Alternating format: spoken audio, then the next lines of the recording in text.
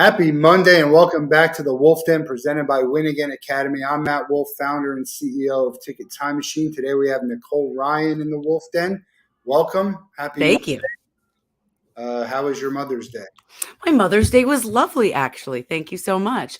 I mean, to be completely honest, a real amazing Mother's Day for me would be like me on an island alone without anybody, like not celebrating being a mom, just being away from those things that make me a mom. But, that's just me. Yeah, sometimes being a mom or a parent or whatever, husband, wife means letting someone have some peace. Yeah. I got a few of those moments yesterday, so I'll take it. Good. I'll take it. Well, glad to have you here. We're going to talk about a lot about music and a lot of stuff that you got going on. Mhm. And we're going to bring one of your co-hosts in as well. Cool. But tell us who you are and kind of for the people in the audience who don't know who you are. Yeah. So my name is Nicole Ryan. I am the host of the Morning Mashup on SiriusXM Hits 1. That's our pop channel on Hits 1, Channel 2. I've been doing that, for way too long. I've been doing it for way too long. I basically started doing that like almost right out of school. I was there before SiriusXM merged, before we were one company, before we got Pandora. I was really there from the beginning when it was a wee little company. So it's been really cool watching us grow and my show grow just, apart from SiriusXM. And I started doing all the entertainment reporting about a year or two in. So I sort of I'm there like pop culture girl. I do all the red carpets. I do all the gossip, all the things that are trending, give the 411. And we've done bajillions of celebrity interviews. It's a pop station. So you name it, we've probably interviewed them. And that makes the job really, really fun. And I get a chance to do a lot of outside TV things. I worked for Fuse and VH1 and MTV. I've done a ton of stuff like that. And I also have a parenting podcast called Have Kids, They Said. I want to ask this. I don't know if you can even tell me. The interviews, sometimes it seems very clear that you're not actually talking to the people, that you've given them questions. Is that really? I don't know. I'm not saying yours. I'm saying in general. Maybe it's Y100 or Z100 or other. Oh, no. We don't talk about Z100. I don't even know who they are. They might do that. That is not something we've ever done. I mean, that sounds like the real easy way out, but it also sounds like something I don't think I'd even want to do. I love the energy of sitting down and talking to someone and having a conversation, as I'm sure you do, doing a podcast like this. But no, that's not something that we've done. I mean, sometimes we won't do a live interview. We'll do a pre-record so we can edit it to make it fit for us. But maybe that's what it was. Maybe it was edited and it kind of just felt like it was. But we always have, everybody in studio with us, pre-pandemic, and then a lot of Zooms, and now people are starting to come back into the studio. And along those same lines, I'm a live music junkie. Okay, me too. Live music. I love all different kinds of live music. The one thing that bothers me, and it happens a lot on television, I understand production and even in music videos, right? The lip syncing. What's your stance on lip syncing? Because I would rather hear you sing and dance less. Right. I get it. I saw Pink. It's great performances and tracks. It's a beautiful production. But I just kind of even with the Adele thing that came on. I mean, put Adele in a stool and let her sing. I know. Everyone's happy. I know. I mean, I think that there are levels to it in the industry when it comes to lip syncing. I think there's certain venues and moments when it's sort of necessary. Actually, I don't ever think it's necessary to fully lip sync. I think that a lot of artists use backtracks just to clean it up. If they are moving around the stage or if they are dancing, it kind of makes it all come together and they still are actually singing. Is it cheating? Yeah. Do I like it? No. But like a Britney Spears, let's call a spade, she was never going to not lip sync. She, not that she has a horrible voice, but she's an entertainer. She was a dancer first and foremost. So for an artist like her back in the day, that made sense, right? That made sense for her because again, most of the performance is dancing and God knows how produced all of those tracks were. Iconic, legendary tracks, mind you, but still very produced. Yeah. Things happen back in the day with Ashley Simpson on SNL and all of a sudden that track. I was just going to ask you, do we owe Milli Vanilli and Ashley Simpson an apology? Yeah, I mean, seriously, because apparently everybody does it. But yeah, I mean, I'm not a fan of it. I'm a fan of just straight up hearing an artist, even if it doesn't sound like the album, if it doesn't sound like when we download the album or the song. Of course, because you're not supposed to necessarily sound exactly like that. But if you sound wildly different, then maybe you shouldn't be doing what you're doing. Yeah, I agree with that. And look, Yeah. I like music. It's just if you're not going to go and sing the majority of it, I don't need to see it. I Yeah. don't care. And there's wildly famous people like Britney and others. Yeah. It's and for TV, it's like why get on a performance? Like, look, there's people who have beautiful voices who don't need to worry about production. And Right. if it's not 100% perfect, that's part of what's great about live music is it's not perfect. There's Right. some songs and artists I love to listen on my phone when I exercise. I wouldn't want to see them live, Totally. No, I and the agree. other way And around. and then when you get like so that's one of the things, like to your point, the live, you want it because it is gonna be different. It is gonna be organic. It's gonna be different from each show, like from show to show. Like a Pearl Jam, you might even not get the same lyrics to a song that Eddie Vedder sings because half the time I feel like he's just making up words or making up sounds. And I die for Eddie Vedder. I die for Pearl Jam. Yeah, But I mean, that's you're right. That's part of the fun of it that they can maybe do a different version or put a different spin on it and like hit a different note in a different way. Like that's the fun and the beauty of live music. So yeah, I'm not a fan, but I do understand that there's a time and a place for maybe a backtrack, not a straight up lip sync. yeah. And I was at Sunfest in West Palm Beach, 4 days of music. Saw part of Counting Crows. Adam Duritz got killed for him just doing his own thing on Mr. Jones, and like for Yeah. years, everyone said how terrible they were live, and they've gotten better. And I then I don't know. just I saw saw them a few years ago live and I thought they were pretty freaking awesome. Yeah. No, they got better. I'm talking about like 20 years ago when he was first doing it because he was just like the fans want to hear it the way they do it because they want to sing along to it. Right. Some people don't care, jam bands type things. It's like, all right, do whatever you want with it. He was good. He's got no dreads anymore. He's older, Okay. I but mean, they were good. I've asked artists that before. Like when you have like a hit song that, it's finally time to tour that song and that album, how sick of singing that song do you get? And I think that that's why someone like an Adam Dirks, or a lot of other artists do that and change it up that drastically where it ruins it for the fans. But sometimes I think they're just straight up doing it for themselves because they're losing their mind, like starting to sing that same sound, same lyrics, the same melody over and over, night after night. But I mean, that's what you signed up for. I get that. And that's, it's actually a great segue into the next topic. You get famous for that. I like Yeah. the most I've been to a couple of concerts where it was the most egregious non-singing of a song I've ever been to. I want to hear if you've had any of these. I was at Sublime with Rome and they didn't sing What I Got. I mean, That's not why okay. even do a show if you don't sing Unacceptable. What No. I Got? I went, it's not like Billy Joel's got 170 hits. If he doesn't sing Piano Man, okay. I Right. mean, it's not a big deal. And Right. then I have a couple other ones where I was at Starship and it was a small little event. I kept telling my friends, they're going to sing We Built This City. They're going to sing We Built This City. And they didn't. But now what I understand is these shows like Starship and Styx, some of them actually can't sing the song. They don't have the rights to sing. How crazy is that? And as some of these artists are getting like some of these heritage bands, like I think my first show, which I'm so proud because I feel like everybody's first concert ever is like something super lame. And my first concert ever was Aerosmith. Do you remember? You remember what your first show was? My first show, I would like to say it was Billy Joel Bridge Tour, but that was my second show. Okay. My first show was at the PNC Bank Arts Center in New Jersey, which is in Homedale, and it was Culture Club. My whole Okay. family went. My family, and by the way, they're great. I saw Boy George at one of these reunion. Boy Yeah. George still has it. I wish it was a better first concert, but that was my first show. No, they're both legendary, please.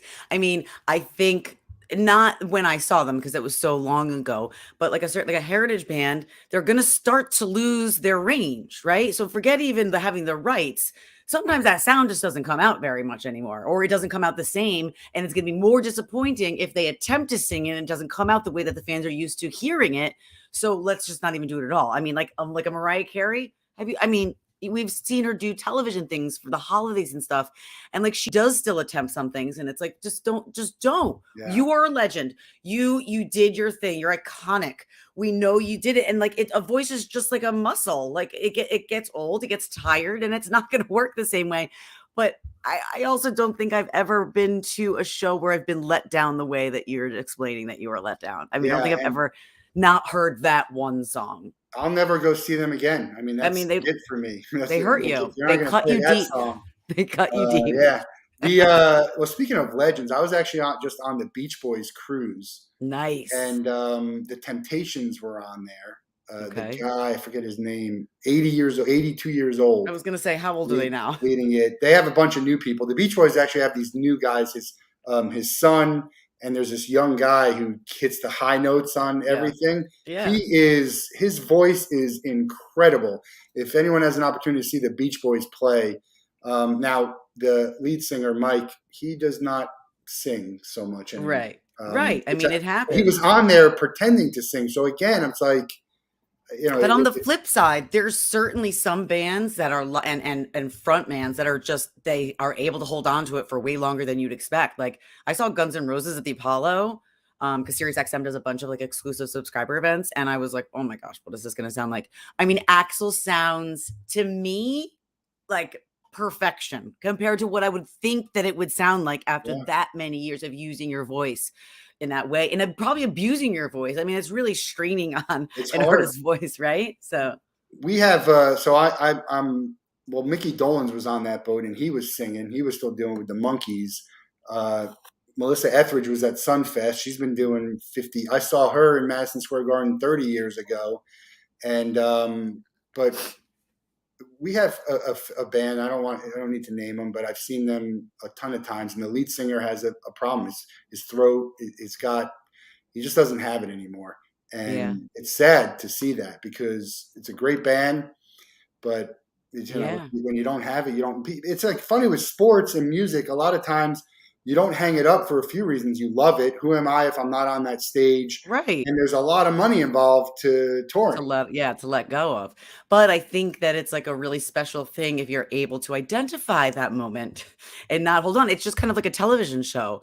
Like, you don't want to jump. You want to be that show that jumps the shark. Like, you want to be a show that maybe doesn't leave like fans wanting so much more, like disappointed that they're like begging for, a reboot. But you want to give them just enough. There's a very fine line. And I think it goes, with television, with artists, with athletes.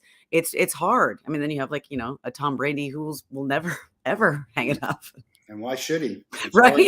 He did hang it up, and then he's like, nah, psych. Yeah. I'm not ready. I actually thought he was done. That was weird to me. I thought he was done. You never know with these athletes, but I thought I thought that would be a good time for him to go. I want to start maybe from the beginning here, and then I got a lot of other music questions, but how did you get into music, and how did you get SiriusXM? So, I mean, I've always been into music. I was like the whole like Seattle scene, like the Nirvana and the Pearl Jam and like Blind Melon and Stone Temple Pilots, and that whole like grunge phase was when I first like fell in love. Like, that was when, like, I said something about a CD the other day, and my daughter was like, "What's that?" And I was like, "Screw you." But like, I remember those being some of my first. I mean, I think The Counting Crows was actually my first CD ever. I got it for my birthday, and I fell in love with all of those bands, the Cranberries and all the ones that I just said. Like, I just like Pearl Jam, like just obsessed with all of those. And just, they were so vibey, and it was such a mood, and it matched where I was like going through puberty, and it just, you feel like a lot of people like understood and like sort of like seen and like part of something when you're a fan of certain bands. And for this was like a whole movement, that whole sound. So I think that was like when I first fell in love with music, and then it obviously progressed. As for SiriusXM, I mean, I went to school for communications, but it was sort of like a mix of a major that I had. So it was like psych, business, and communications all in one. And then I was like an advertising and a public relations minor. So like, I wanted to work in the entertainment industry, but sort of like behind the scenes. Like, I always wanted to get into advertising or marketing at like, I don't know, like a movie production company, or just in the scene, right? That's what I wanted to do. Yeah, movie trailers. I wanted to be there, but not actually be, like, in front of the camera, behind the camera. And I did a little stuff with advertising. I worked at this, like, small, company for, I don't know, a few months after I graduated from Ithaca College, and then I was working with a headhunter who places you in, only entertainment type jobs. And they're like, temp to perm, or like they need you for 3 to 6 months for this. And you can kind of get like a taste for things. And then she called me about this company called Sirius Satellite Radio. And I'd only know XM, right? Like some of my friends had XM in their car. And again, this was pre, the merger. And she said it's a front desk job. You'll be answering phones, but they hire within. And I have a really good feeling about this. Cut to, I need to find this woman. I've actually looked for her because I feel like I owe her my life. Like I fought her. I was like, no, let's go to the next thing. I'm not doing that. I didn't go to school for 4 years to answer phones. Was I like being entitled? Like maybe a little. I knew I was going to have to like work my way up. I knew I was going to have to get my foot in the door, but I thought I'd be someone's assistant or something like that. Like the idea of just being a receptionist like didn't go well for me. It worked And out. I was wrong, and I hope anyone that's listening knows how wrong that is. I mean, get your foot in the door, and I made everyone know who I was. I tried to be like the mayor, just so I could just really get, be top of mind for people. And I did get, after being there for a while, I got some interviews to be in the marketing and the advertising department. I got offered 2 jobs, but at the same time, while I'd been at the front desk, because we were still like coming up and had just signed Howard, they didn't want to spend money on like voice talent. So they would call me to like voice a promo or, a jingle or something, or certain shows would call me in because they were having trouble booking guests to like ask my opinion on something. So word got around that I would do on mic stuff, but it was more like, it was like fun. Like I was just helping them out. And then the guys on the morning show at SiriusXM needed a girl. They wanted to add a girl. There was 3 guys and asked me. And I was like, I don't know how to be on the radio. And they said, listen, just audition. It's just like, we have this great chemistry. We feel it. Our boss feels it. We just want to see what it would sound like. In a normal radio, like that's just not how it works. Like you work your butt off, like Right, moving right. around the country. Yeah, watch Howard's Private Parts movie. Yeah. I mean, it's craziness. And, Howard actually, he kind of biatched about that a little bit. Once I finally got on the air, he had me on the show and it was all in good fun, but, joked that he worked his whole life. And now I just like was at the front desk and now was on this huge morning show. So yeah, I did audition for a week or 2 and they were like, let's do it. And I just sort of learned on the job and here I am. Have you ever thought of going to, because Hits 1 is today's pop music. Yes. Have you ever thought about going to a different station, different type of music? No, because I feel like for someone like me and for like a lot of people, unless like it's just they have like a different, type of music that they love or that they're passionate about, it doesn't get bigger than this, right? Yeah. Like if you're not for like my age, like I don't ever want to leave. Like I don't ever, if I could work on Hits 1 forever, I will. Sometimes you age out of these types of things, these types of channels, and then you might move to, a AAA channel, that kind of thing. But I can never do 80s on 8. It wasn't even, I was born in early 80s. You know enough about music. I do. By the way, we bought my brother SiriusXM lifetime membership when Howard, it was $500, but I think in the first year his adapter got stolen out of his car, maybe twice. Really? He never got it. He doesn't even, I don't even know if he uses it anymore. I know some people who know some people. Maybe we could get him hooked back up. Yeah, I don't understand. I mean, we bought it. It was like $500, right? And that's how they got the subscribers. And it was genius because you still make a lot of money. Yeah. But, they needed to pay for Howard. And obviously you're not paying someone X amount of money if it's not coming back to you. Right. And it was just what a great fit that was, and was. Then the explosion of X Sirius XM is it's been nuts. Do you have what channel do you listen to other than Hits 1? So I do love Lithium, which is basically the throwback to all of those bands I fell in love with when I was in middle school that I told you about, the whole grunge era.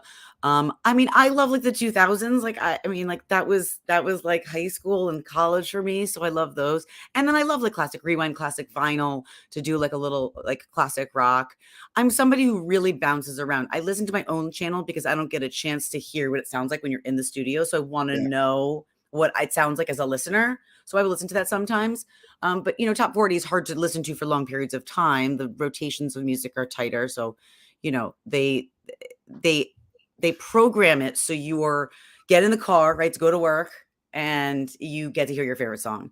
So if you're listening for long enough, you might start hearing the same songs over and over again. One complaint I have about XM is that I think that's the same for all the channels. I go to an 80s and 90s. I hear a lot of this, and you're talking about being able to choose from thousands and thousands of songs, but they do seem to run around the same 15.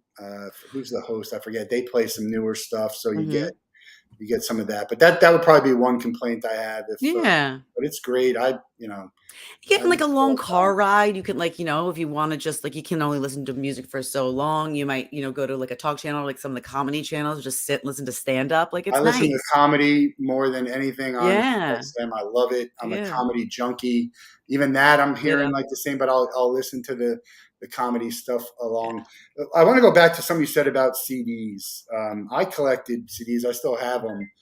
I would buy, the crazy thing about CDs back in the day was I would just buy a CD if there was one song I wanted to listen to. If I could have money back on all the money I spent in college on CDs, $15 a pop for all these CDs that I listened to one song and nothing else. It was a crazy amount of money spent. Yeah. And I mean, I think in your young head, you were like, I love this so much, I'm going to have to like the other songs on the album. There's I just love them so much. And to me, it's worth it to be able to have this at my disposal. Obviously now the way that we consume music is a little different. And again, we were wasting a lot of money, but I do feel like a lot of albums that I got back in the day, I did fall in love with the rest of the tracks. You're so obsessed with the band or the artist that you just start, you just leave it on and it's playing. I mean, there's a few albums I think that I could listen to all the way through. I was just going to ask you, that was my next question. Cause you mentioned Counting Crows. That's an album I could listen to from front to back.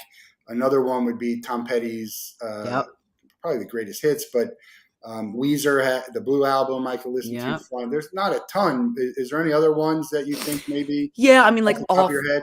Different type of music, but the Miseducation of Lauryn Hill, I think that album you could listen to all the way through. The Pearl Jam 10, I was pretty jam packed with songs that there's not a lot that you don't know. And maybe even a couple of the Eminem albums. I feel like at this point, so many of them, because everyone was obsessed with him when he first came out, were played on the radio enough that they became hits. So it wasn't like there was so many B-sides. Is he the best rapper ever? I don't know. I mean, he's definitely up there. I'm always careful to say who might be the best rapper ever. I mean, there's the rapper, lyricist. I mean, my husband is a rap junkie. So, you're always going to have a Biggie and a Tupac in there. You're going to have, some of the Wu-Tang guys. I mean, it's another fine line of the type of the rap they do. The way the beats they use. Kanye's up there, even though he's lost his mind. We have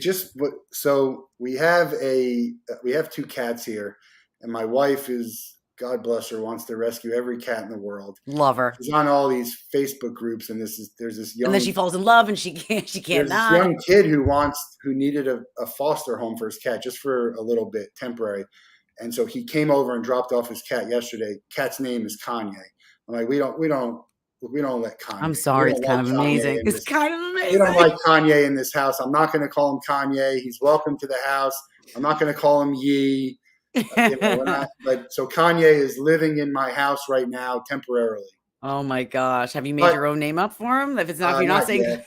The other cat. So the two cats we had, they already had names. They were rescues. The first cat was Sephiroth, which I'm not calling this cat Sephiroth. I named him Stewie from Family Guy. Yes. And the other one was a girl. Her name was Ariana, and we kept Ariana. Okay. And then we do call her Ariana Grande every once in a while. When she's feeling fancy, right? So, did you watch that Kanye documentary though? I haven't yet. I feel bad for him, and I want to talk about this. Not necessarily Kanye, but there's so many topics when you talk about music. I'm a big mental health guy. It's Mental Health Awareness Month. Ditto. We've lost so many artists from mental health, whether it's Taylor, even the people you talked about, Chris Cornell and Chester, yeah. and I mean the list keeps going on and on. there's something not well with Kanye, and there's something not well with a lot of people, and we joke about it, but it's like, do you have the resources, which he does, and the people who care about enough him, which you would hope he would, to say there's something going on, and I don't know what level it is, but we all have something going on. Totally. I can't the same here. We champion with the hashtag 5 and 5. I mean, everyone's got something going on. But how mental health is such a huge problem, and we keep seeing these people. The Cranberries, Yeah. she lost her battle, right? Was she sick? I There can't was a remember. battle. I know. Yeah. Do you want to Google real I quick can't before we remember. misspeak? Yeah, I don't want to No, misspeak. but the thing is I mean, the list is endless. I mean, it's actually quite scary. I do have a theory because, like, my major, like I told you, was like part psychology. So I took tons of psych courses. I've always been fascinated with, with mental health issues and with, personality disorders. And there's something called the DSM that has all of the different types of mental disorders that you can have, including personality disorders, which they claim a lot of are like a Demi Lovato or a Kanye, or, a lot of artists are coming out now and saying, I was diagnosed with bipolar. So the high highs, the low lows. But I don't even think, my theory, and I talk about this all the time, is I think that they're throwing, not that they're not bipolar, and I'm not a doctor. So this is my opinion. This is a thought I've had, that it could be bipolar or some other disorder. And the world is a different place with social media, with paparazzi. It has become this very terrifying beast that anybody that chooses to be in this industry, if they hit a level of celebrity, is going to have to deal with. And there's nothing normal about it. It's not normal to never be able to walk out of your house. And it'd be great to have fans, but like, there's nothing normal about not being able to walk out of your house or go grocery shopping or fear for your life when like at all times because of stalkers. Even about Britney too. And you watched that. I mean, that's crazy. Right. So my theory is that they will add to the DSM within the next, I don't know, I'd say 10 to 20 years, something that is a disorder that happens as a result of fame. Because if you see like a Britney or like a Justin Bieber or a lot of these people, they start to lose their way because this is not normal, but like, what do you call it? But you almost lose a sense of reality. Like I feel like some of them even begin to dissociate. Like there's nothing real about being like an animal at the zoo. No, and that's what they turn into. And you see it in no further than what's going on court TV right now. Have you watched any of the Amber Heard? I have watched much of it. My wife is obsessed with court TV. She's an attorney. Better than a soap opera. She's an attorney who does mediations for family divorce right now. So for her, this is like, and the crazy thing about it, I said to her, like, they're sued for libel, and now they're literally slandering each other legally and paying lawyers to do it. I don't understand. It's bizarre. It's bizarre. I think my favorite part, and obviously this whole thing is as entertaining as it's become, it's very sad. I mean, it's very, very sad. And, the truth lies, between what he's saying, what she's saying, and like somewhere in the middle lies probably the truth. But I think my favorite part that went viral was when he was being grilled, I think it was by her lawyer, and they, would make a statement and say, did I say that correct? And then they kept counting how many times that happened. And they'd be like, did I say that correct? And he'd be looking at something and look up and say, yes, yep. And he kept saying it. And then they said it again. And he goes, you continue to say it correct. Don't ask me again. Like, you didn't have it. What was the word he described with the big glass of wine? I don't know. I just remember the grumpy. Oh, you got to Google the glass of wine thing. He had a name for it. It's like a super, I don't even know. It was really, we'll come up with that. Anyway, he speaks Johnny Depp. It's his own language. And then he's like, did you do drugs with this person? Like, yeah, we probably did some cocaine. And like, it was just, and all the things. Saturday. But it's hard. It is hard for celebrities to have that privacy. So I think also they gravitate towards other celebrities, which makes it very difficult to have real relationships that are lasting. And that's a sad part of it. When you see people who don't have, they stay out of that, even though they're popular and they have a, marriage that lasts long. Well, it's part of having human connection, and you start to probably lose human connection a little bit the more famous that you become. And it's something that we need. It's like air. It's like, We mentioned Eminem. He's a recent inductee to Rock Hall of Fame. A lot of chatter about the Rock and Roll Hall of Fame not being rock and roll. I think, okay, it's not rock and roll. Maybe it's time to make it a bigger one. You got Dolly and Eminem. They're certainly Hall of Fame worthy. And there is a Country Hall of Fame. So talk about Dolly what you want. It's fine. She's a legend. She's a Eminem's legend. a legend. There's no reason to make a rap Hall of Fame. So I'm fine with that. Is there someone who's not in the Hall of Fame? I have a name that I say all the time. I think Weird Al Yankovic needs to be in the Hall of Fame. I think that it came up the other day when I was on the air, actually. I mean, yeah, he deserves to be. I mean, I can't think of a name right now that comes up because honestly, I probably would say a name that they're probably in. Yeah. But We yes, don't I do. know. There's a lot of people in we don't know. Yeah, that you don't even know. And I also have never thought of it as, does it have to be rock and roll? I just always thought it was called the Rock and Roll Hall of Fame, and it was just for like great artists. Yeah. Like to me, the rock and roll part is like secondary. It didn't really mean that. So anybody who's, disputing that, like, no, they're an amazing musician. Like you rock out to them, however you rock out, whether it's to rap or whatever, like they're amazing, they're talented. Yeah. Well, let's talk about what you're doing now. And we're going to bring Sarah on in a few minutes because she's involved with what you're doing now. You were just on the Today Show. I was. How was that? It was fun. Yeah.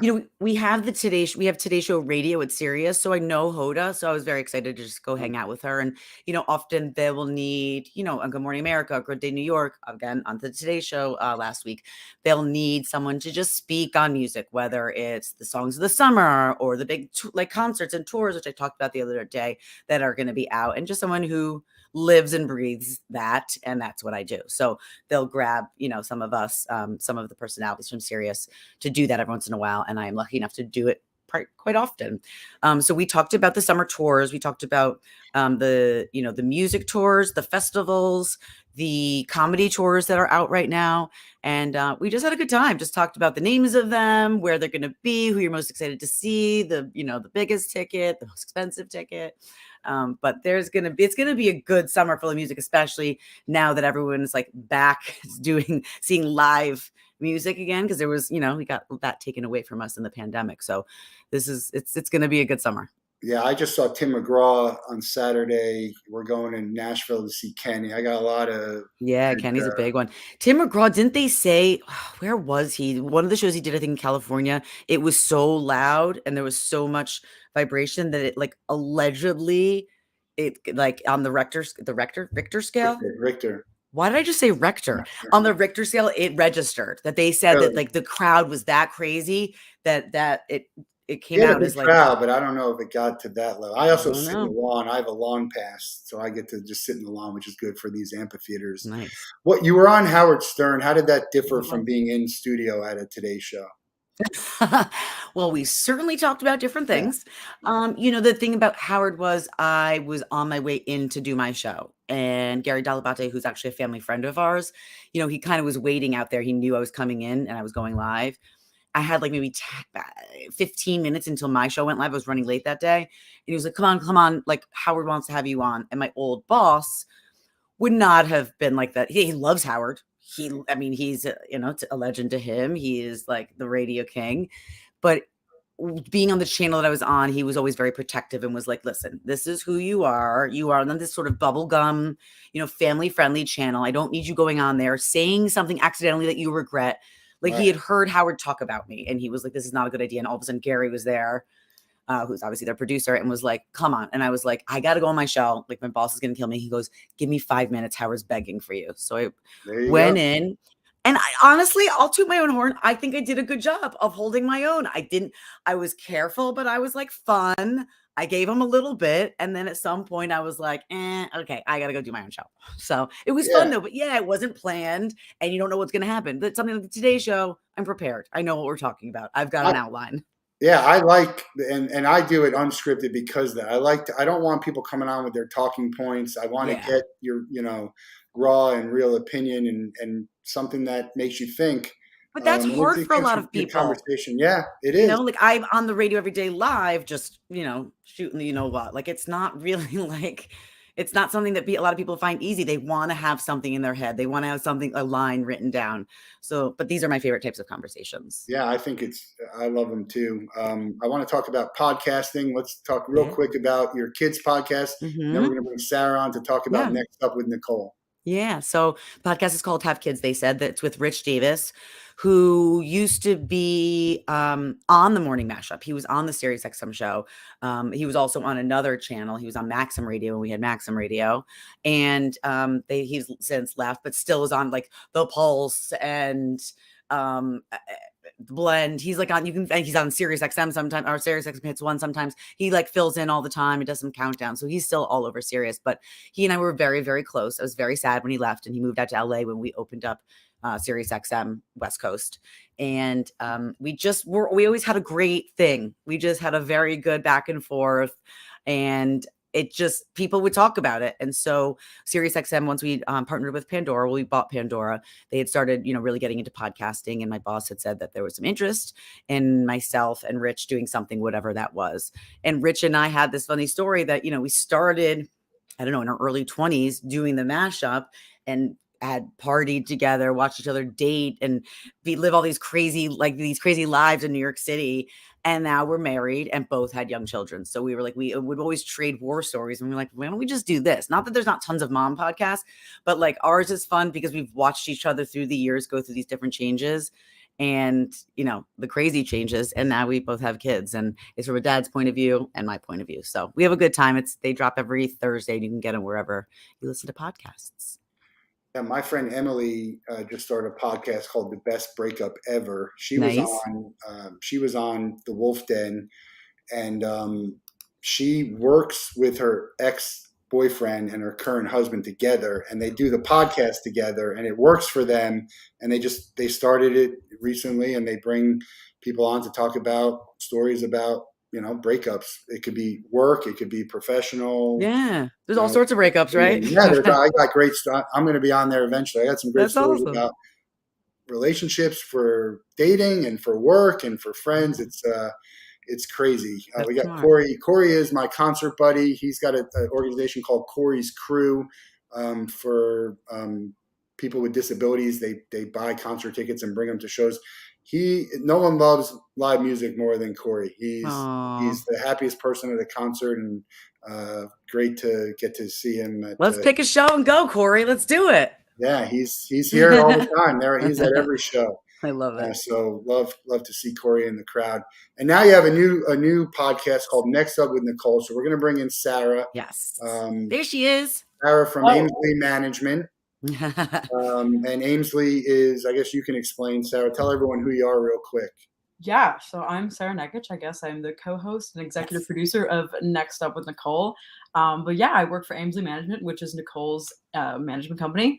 And I've been grateful enough to be able to kind of take on this project and run with it and make it our own. So it's a really exciting endeavor that I'm. Yeah, I mean, it's something that I wanted to do for a long time because, I do work on a pop station. So it's a lot of the times it's like the Ed Sheerans, the Taylor Swifts, all the ones that the artists that you would expect. But every once in a while, you'll have artists come on that we are lucky enough to say that we break, right? And that's something that, Hits One has been so excited to do. So I've always wanted to be part of that breaking outside of Sirius artists because, we're in that scene, we're in this life. And Sarah, when I met her, happened to have her own podcast where she would find emerging artists. And I was like, all right, let's do this. This is amazing. So she's super passionate about music and upcoming artists and knows and has introduced me to so many artists that I never would have ever known, but are right on the brink. It's like, you don't know them yet. There's fans, they've got a crazy fan base. And it's like, we're about to hear them explode. And they've either gotten big on TikTok or, open for some big artists, but it's been really exciting. But there's a lot of pay for play in music. So it's like, if you have enough money, you can get stations. Not as much anymore. The payola deal is there's so many laws now. I mean, I know we had to be so careful about anything that we said. And I think it's only gotten more difficult. So I think that was a practice that happened way more back in the day. All right. Sarah, what is your background in music? Where did you love music and how'd you get into it? Yeah, I've just been a music fan since the beginning. My parents grew up listening to Elvis, so I was an Elvis fan right out of. Are you going to see that Elvis movie that they just did? Yeah, we have to go see it, Nicole. I'm kind of excited for that. It's so good. Yeah, so I grew up, listening to classic rock, I would say, and then I studied classical music for 10 years. I did opera performance in college. But on the side, I was always running fan accounts and I was always interested in upcoming artists. So that was kind of like my passion project that I never thought was going to be like a real job. And then the pandemic hit and I wasn't, performing opera or singing at all anymore. And I kind of just fell into digital marketing for upcoming artists. And I went to Penn State University and we had a great student program where we like brought huge artists to campus. And I was like head of publicity and creative arts. So we had like Charlie XCX, Jason Derulo, we had Doja before Doja Cat like blew up. And I was like, wow, I love this. Like I love doing this. And then the pandemic hit and I was like, what am I going to do with myself? So I just kind of did more digital marketing and I made a lot of connections with upcoming artists, started my own podcasts, and then kind of fell into life in New York and working with Nicole and doing Next Up, which is like awesome. I couldn't have asked for a better way for things to pan out for myself. Yeah, it's a fun podcast to talk to people because there's so many there's so many talented people, and you can see it even just on the talk shows. Totally. Not the talk shows, the reality shows or Mhm. contest shows, which I'll ask you a few things about that in a minute. But they're hard. Some people just never get discovered. It could be I've been to karaoke where I have people who be like, they could perform, Yes. you know? Yes, absolutely. And I mean, I think it's made it a little bit easier for people to be discovered that don't have connections to like a label or to get to, to a contest, to be like, to be on the Idol auditions or things like that. You've got people really like, for us, we at Sirius and for Next Up, we look at TikTok a lot. Like there's a lot of platforms where people are, or YouTube, if we're just started to like put out music, they're just like, you're able to just like record it and upload it. And then you just hope that people find it and like it and that it goes viral. Well, we had the Marty Ray Project on. Do you know who he is? No. He did a YouTube video of Ice Ice Baby, and It's amazing. It's gotten like 30 million views across all different types of thing. And Vanilla Ice saw it, and he brought him with him to sing, and it's kind of like he blew up. But he was on our show a couple weeks ago. It was a short version. You could watch it, but even the beginning, if you click on the beginning of it, I play the video of him singing. It's hard to find these people. We had Kevin Lyman on the show. Kevin Lyman's the founder of Warped Tour. He was notorious for having people and who made it big. Katy Perry was on the Warped Tour in like a tiny stage. Well, yeah, you also like you look at what Coachella is now, or any of those festivals. Like a Coachella used to be where you would find those bands. It still has a little bit when you go down to the bottom of the list, but like it's become such this like pop culture phenomenon, this like celeb centric event, that it's lost a little bit about like what it was meant to be. Like, and it was sort of like this grassroots place for artists to get discovered. So it's lost a little bit of that. And it's sort of evolving, but yeah, like it's not that people do not get discovered the same way. They really don't. Easy. John D'Esposito of the Bamboozle Festival, which was sort of like Warped Tourish in New Jersey, and they're coming back next year with Bamboozle. Should be a pretty good lineup. He had a ton of artists, again, same as they were kind of big, small, and then became big through playing them. It's just, you never know. It's just, especially in the world today, one click. Yeah, the right person can see it or hear it. And it wasn't Howard. I forget who it was. Maybe it was Howard. It was someone else where they were just listening. It might have been Wayne's World. And like they were talking about the story where he's just listening on the radio and was like, I need this person. I need to talk to this person. They're going to be huge. Well, I am noticing, whether it's on TikTok or whatever other platform, a lot of people are redoing, and not that people didn't redo old songs, but are redoing them, like you said, like that guy did, Ice Ice Baby, reinventing songs, because if it was a good song before, if you redo it again, it will usually work. So like Måneskin, that group Måneskin that did Beggin', that's like the fourth or fifth time that song's been redone, and like they're Italian and they just blew up from You're that killing song. It, right? Yeah. What about my favorite redo is what is it? Zombie by Bad Wolves. I love that version of it. So good. Yeah. What do you got? What about Creep? Creep has been done like a bajillion times. Good ones. Yeah. Yeah. Didn't Johnny Cash do Hurt? That was really good. That wasn't his song, I don't think. I love cover bands. Yeah. To me, I'll go see a cover band all the time. They're just so, I know I'm going to hear songs I like, and it's just fun. We used to go out every weekend and just try and find a cover band. And sometimes I like that better than a headliner that I don't necessarily know as much. And obviously not a cover band, but one of my most favorite covers of all time is Chris Cornell singing "Nothing Compares" at Sirius before he passed away. I mean, if you look at it, the views it went so viral. It's like it's almost more famous than Sinead O'Connor's. I feel like at this point. I was lucky enough to see Chris. He played with Linkin Park a few years before. They were so close. I had tickets to see Linkin Park when my brother had tickets to see Foo Fighters, and he never saw Foo Fighters. I want to hear two things from you guys. Do you have a favorite concert? Mine was Green Day in Miami, where the Heat play. That was my favorite. The electricity in there was just insane. I was like 10 feet away from Billy Joe. And someone who you never got to see that you would have liked to. I have a couple. Neil Diamond is high on my list, and him and Paul Simon, they're not touring anymore. I've always been away when they were around. Give me your favorite and someone you never got to see that you would like to. My favorite is like you're gonna be like, of course, but like I did not expect this. I was just excited because this is like a couple years ago when he was getting big, The Weeknd, and I just was like, I'll go because it's like that's cool. And I was like, this is the most incredible show ever. And it wasn't obviously the music was amazing, but like the show that he put on was next level. I mean, like the pyro, everything was just crazy. And so I was like unexpectedly became my one of my favorite shows. And I never saw Tom Petty, and that was you were saying before, and that's like that's a heartbreaker. So good, it's a heartbreaker. Unintended. Yes, exactly. Sarah, what do you got? That's a hard question considering I go to concerts literally like every other night. Like my list is very long. But I would say right now in my life, Lana Del Rey. I saw her like 2017, whenever like the last tour was. And like I had listened to her stuff since like the beginning, and then seeing her live, and she came to Penn State and played like literally at my college. So that was like crazy. And I got to meet her, which was like amazing. So that's definitely high on my list. And I don't know, I really want to see Stevie Nicks. I know she's still around, but she hasn't really been doing a lot of like live events. But other than that, I probably would say Elvis, just because like I grew up listening to that. And probably a great show. Who have you seen the most? Do you know?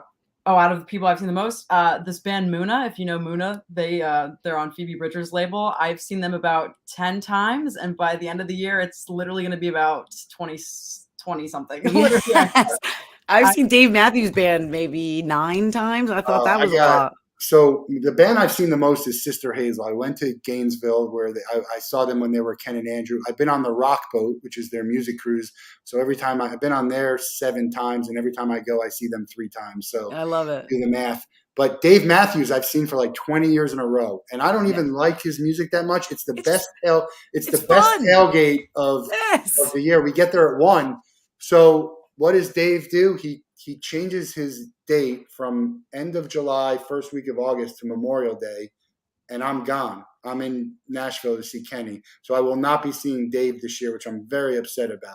So those are the 2 I've seen the most. Like life-changing moment when I first started working at Sirius, and I was at the front desk, like, good morning, Sirius Satellite Radio. I started seeing celebrities that come in. We have this like fishbowl, this performance studio where, I've seen Coldplay, I've seen, Leonard Skinner. I've seen like everybody playing in this fishbowl, Taylor Swift, Lady Gaga.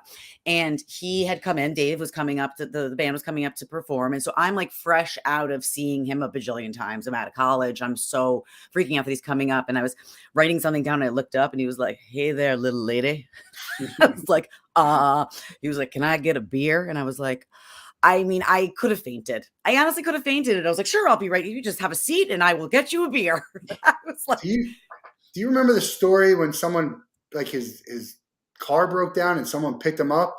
Yes. That would have been crazy. Imagine like seeing him on who would you like you're driving to see them play, and they're on the side of the road, and you could pick them up and bring them. Kind of like you ever see the movie PCU with Jeremy Piven? That's a great movie. You guys got to see that movie. It's really funny. It's got Jeremy Piven and John Favreau, but it's got George Clinton and P-Funk. It's a great movie. You should see it. But who would you pick if you could pick someone like that? I mean, I said at the beginning, like, I think if I could just get like 2 seconds with Eddie Vedder, my life would be made. I mean, I can't. I mean, I can't. Do you hear me? I can't even speak thinking about him. He's That's probably going to be an answer for another question we have. How about you? Anyone you would like to be driving to see them play, and then you got to rescue them and bring them to the show? That's so hard. Again, I love so many people, but again, right now, maybe Phoebe Bridgers. She's like second on my list for She's seeing the amazing. most. I've seen her almost 10 times as well. So love Phoebe. Okay. Actually, I just got an email from JD Iker. Have you guys got a chance to? I know we tried to set him up for your next up from Nicole. Have you talked to him yet? I don't believe so. I'm No, he's always on the list. We'll sending out send you the emails. information, but he has a voice. Wait till you hear his voice. It's incredible. I met him on the Rock Boat and he's got a Patreon show where he does JDTV. So he comes on for his Patreon follows and sings some songs and does some fun stuff. He'd be a good person for your for next up, I Nicole. like it. All right, we'll I feel check like I sent an email, but anyway, we'll send you his information. Let's write that one down, Sarah. How do you find? I know you said you do a lot of TikTok, probably YouTube, but what stands out? Is it a voice that you hear? Or is it someone who's not popular but they got a lot of fans and attention? What's the criteria? I don't know. I mean, I feel like it's kind of a mixed bag. I mean, we've only had 2 guests on thus far, but like, I mean, I'm kind of the one that does the digging and finds the people. And a lot of times it's honestly been like Spotify's like their playlists of like the Monday weekly, the ones that change every week. I'll go in there and I'll be like, okay, like who are these people? I, hear a couple songs, do a little deep dive, and you get some gems. Like that's where I found Gatlin. I found her on Spotify, and then she started popping up on my TikTok. And like you can kind of see when they start to pick up traction, because you kind of start to see them pop up on multiple apps. And I'm not sure if it's just like the algorithom or what it is. Algorithm, yeah. They're listening to you. They're watching. Oh, I'm going to get an email about everyone you said in the next 2 hours. Crazy. Yeah. It really is crazy that happens. You say it, it's in my computer, and I'm going to get an email or an ad for something. And I will definitely, obviously, that is like Sarah's specialty, but we have this show on SiriusXM on Hits 1 on the weekends called Hitbound, where we have, our programmers find up and coming artists. So I'll get them from there sometimes if I've heard it. I'm like, that, I really like that. And then I go into like a hole listening to their stuff. But also because we have relationships with the record labels, we know who they're talking to and thinking about. So not that they're pushing them on us, but I'm like, I hear a name and I go check it out. So like I might hear about someone before they even start to, promote them and do A&R.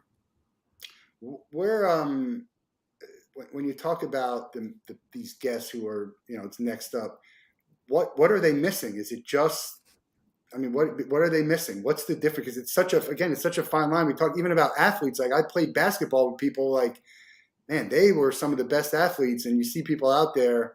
I mean, Sarah, I know you can speak to it, but I mean, I think just like very on the basic level, like a record label, like a record deal. Like, I mean, you can only promote yourself so much when you don't have the money behind you that a label could have. It's a little bit more difficult.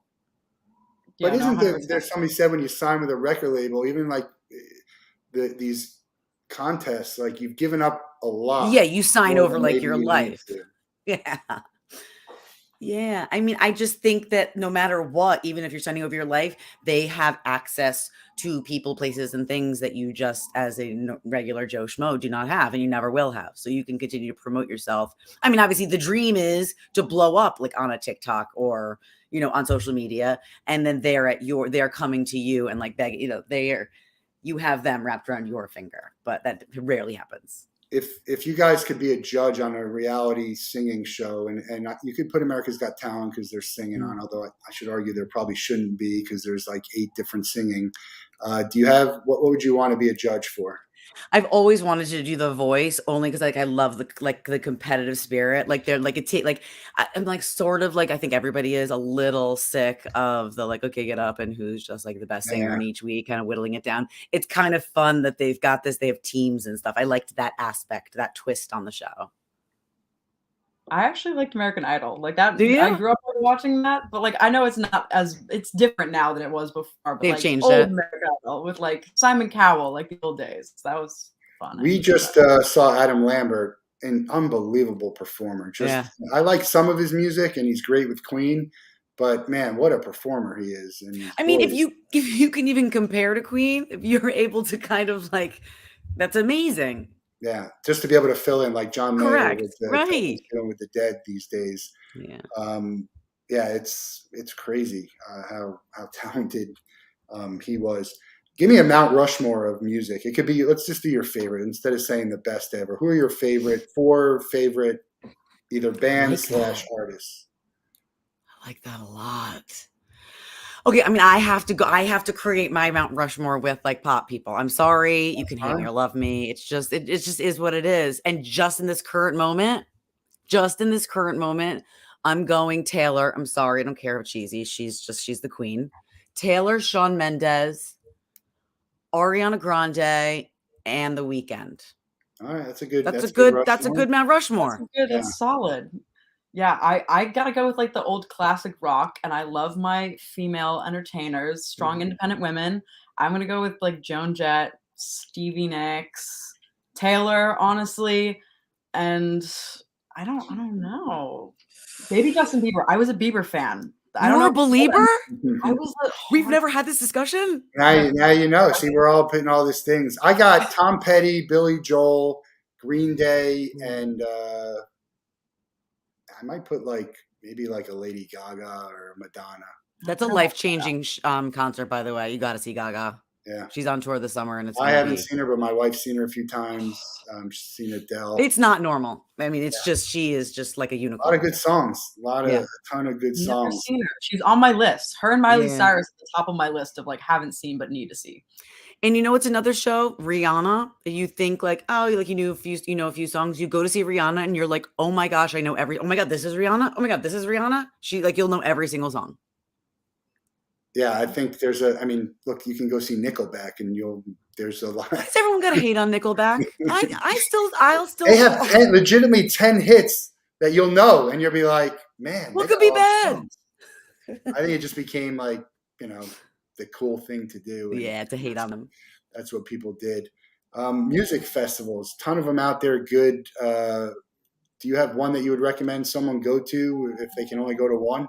I think Lollapalooza's going to be amazing this year. I believe it's Metallica, Machine Gun Kelly, Doja Cat, and Dua Lipa are headlining. It's pretty freaking awesome. That's good. Yeah. I'm a big Dua Lipa fan. Me too. I like Ava Max too. I'd like to see them together. Mm-hmm. They'd be a good match. Yeah. You know who loves Dua Lipa? Jack Harlow, the rapper Jack Harlow. Yeah, he's actually got a song. He's got a track on his album that's called Dua Lipa. Just listen to it. Yeah. Good, right? Bowling for Soup, it's funny. Like the pop, for me, I love pop. We had Jared Reddick on the show. I'm a big Bowling for Soup fan. They have a song called Brad Pitt. It's just great the pop culture references in music to me is even Jax, who had the 90s, Yep. That thing blew up. I love pop culture in songs. Yeah, agreed. Who thinks John Hughes movie? Saris. How cool to be, even if like obviously you're a celebrity, so like whatever, but to have like your name shouted out in a song like Fall Out Boy did Uma Thurman. Well, he had a song called Uma Thurman, and Megan. Go ahead. No, I was going to say John Hughes movie. Is that Macy Peters? That's Macy Peters. Macy Peters. Yeah, I know Macy Peters. Great song, and I think even Claire Rosenkrantz has a song that has some pop. I mean, these are people don't know that I think they need more playtime, and you get one song, it's fine, but there's got to be a way to get these people. Gail is blowing up now. I heard her play at and she's 17 years old. Yeah. Wow, I don't even think I realized she was 17. She's 17, and I've told Sarah this, and actually one of our Next Up with Nicole episodes, that ABCDAFU is a result of her TikTok followers asking her to make up a song using the alphabet, and that's what she did. I'm also obsessed with Leah Kate's 10 Things I Hate About You. I heard this song. I can't stop playing it. I love the movie, by the way, but I can't stop playing that song. She was on one of my playlists for Next Up. I really liked playlist last week. Yeah. Loved it. We'll see what happens with them. I mean, you get a hit. There's no shame in being a one-hit wonder. It could change your life. But if you can get that following, and now all of a sudden you're higher on the list in these on the festivals, it's great. Have you guys ever heard of the band called the Badleys? They played with the Allman Brothers a lot. They're a band that just kind of stopped. A lot of bands like that, even, and some of them are making comebacks. Is there a band that kind of stopped being a band and you would wish they would come back? I mean, Paramore stopped, and I'd like them to come back. She actually, at least Haley, was just up on stage with Billie Eilish at at Coachella, they stopped. And then Panic at the Disco obviously had this huge resurgence a few years ago, but like they were not Panic for many years, took a big break. But currently, I don't know. Yeah, Paramore's the only one that I can think of at the moment. How about you? Paramore? Yeah, there's bands like Yellow Card and Yes, a lot.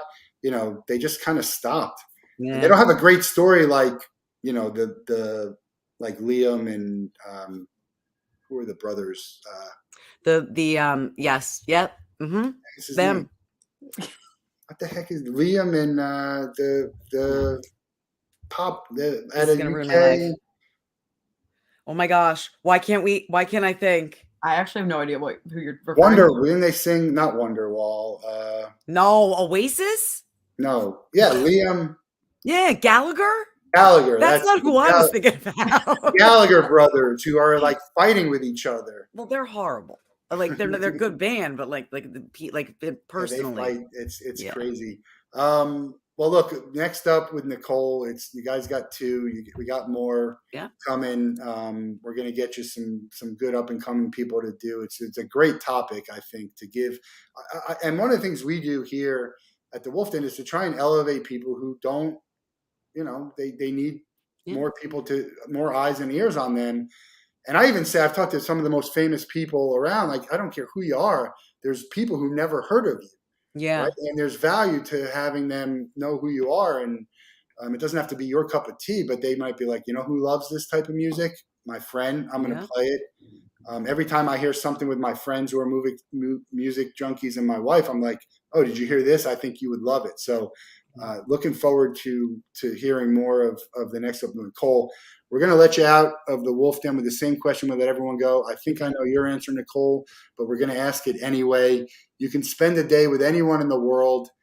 They have to be alive. You can't be related to them. Who are you picking and what would you – it doesn't have to be music, by the way. It could be anything. Who would you pick and what would you do? I mean, Eddie Vedder, and we would sit and drink copious amounts of wine together. There you go. My friend Brent, who's a big supporter of the show, says fishing with George W., but he doesn't realize you have to be a guest. You have to be a guest on the Wolff Den in order to get that. And he's been invited to be on the Wolff Den. He's a great Gator fan. Doesn't really like music as much, but Gators and fishing, he's invited anytime. Eddie Vedder, I feel like he's been said. We're at almost 200 episodes, so I have to go back. I feel like he's been said before. Yeah. It's a great choice. It's pretty dreamy. Yeah, my friend is a huge, huge Pearl Jam fan. He's flying to Oklahoma City and St. Louis to see him on this tour. Sarah, who would you pick? Mine is probably going to be an odd answer, but Carol Burnett. That's like my hero.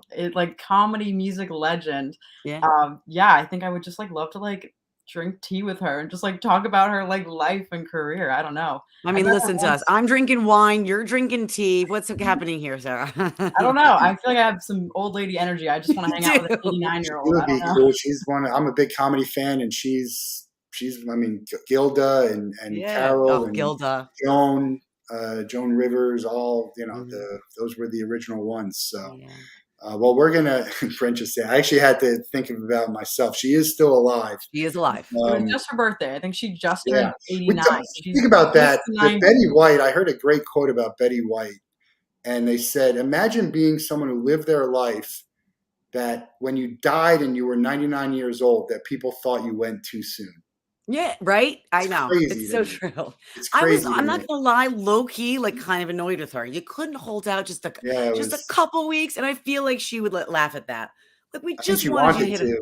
I think somebody is a hired force that just wasn't going to make it happen. And People magazine, unfortunately, had already shot the cover. Yeah, all of that. Well, look, we'll have you guys back on again. I love talking music. It's music and movies and sports. That's my life, and I got so many good concerts coming up. It's great to be back. There's nothing that eases me like listening to music and being live and doing it even better. So I'm looking forward to seeing the people that you guys have on, because I'm always looking for new people to listen to. And then you hear one of their songs that you like, and now you're like, all right, what else do they sing?